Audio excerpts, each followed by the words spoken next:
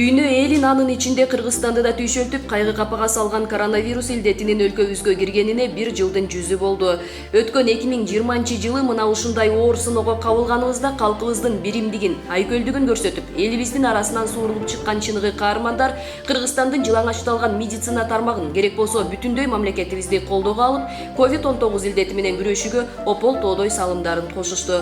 Мына ушул каармандарыбыздын эмгектери, алардын чыныгы баатырлыгы камтылган электрондук китеп жарык көрдү.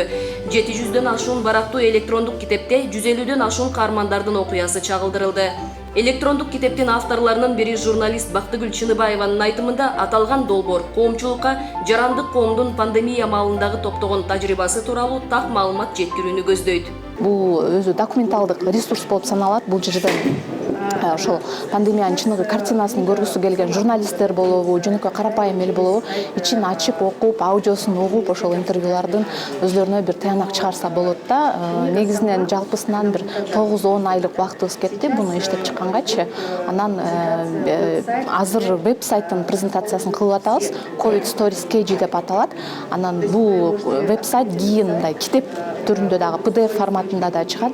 Анан веб-сайттын дагы өзгөчөлүгү бул жерге ким кааласа өзүнүн окуясын, башынан өткөргөн окуясын өзү эле киргизип койгонго дагы функция коштук да. Ар бир адам менен интервью курганда, маектешкенде алардын ички баягы пандемиядан алган таасирин, коронавирус күчөп турган малдагы таасирин көргөнгө аракет кылдык да. Анан ыйлаган күндөрүбүз болду. 2020-жылдын июль айы тарыхыбызда кара июль деп аталып калды. Себеби былтыр жай мезгилинде коронавирус Кыргызстанда туу чокусуна жетип, миңдеген жарандарыбыз илдеттин курмандыгына айланышты. Ооруканалар бейтаптарга батпай, керектүү дары-дармектер, кычкылтек аппараттары, дарыгерлерге коргонуучу каражаттар жетишпей калганда жардам колун сунган жарандык активисттердин каражаттары жана жардамы менен өлкөгө болуп көрбөгөндөй колдоо көрсөтүлдү.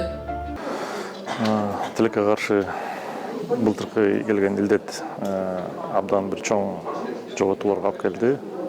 Эл журтубузда мен бирден бир жардам берген себебимдин бири бул өзүмдүн жарандык позициямды көрсөтүп, милдетимди аткарганга деп ойлойм. Ар ким өзүнүн колдон келген жардам берди. Волонтерлорду да көрүп жаттык. Өзүлөрүнүн күчү менен өздөрүнүн өмүрлөрүн тобокелге алып келип, шаарыбызды кыдырып, өздөрүнүн колунан келе турган жардам баарын берип келди. Оору күч алган мезгилде ошол кездеги өкмөттүн курамында иштеген экс-вице-премьер-министр Алтынай Өмүрбекова өкмөт жана тийиштүү органдар күчөтүлгөн режимде иштеп, ооруну өлкөгө киргизбөө жана жайылтпоо үчүн бардык аракеттерди көрдүк дейт. Өкмөт ошондо 90% толугу менен ошол пандемия менен күрөшүүгө иш аракеттерин жумшалды. Башка бүт деген проекттер токтоп, ошол пандемия менен күрөшүү. Эми бизде биринчи ирет астыбызга бир эле мындай тапшырма коюлду, ошол коронавирусту мамлекетке киргизбөө боюнча.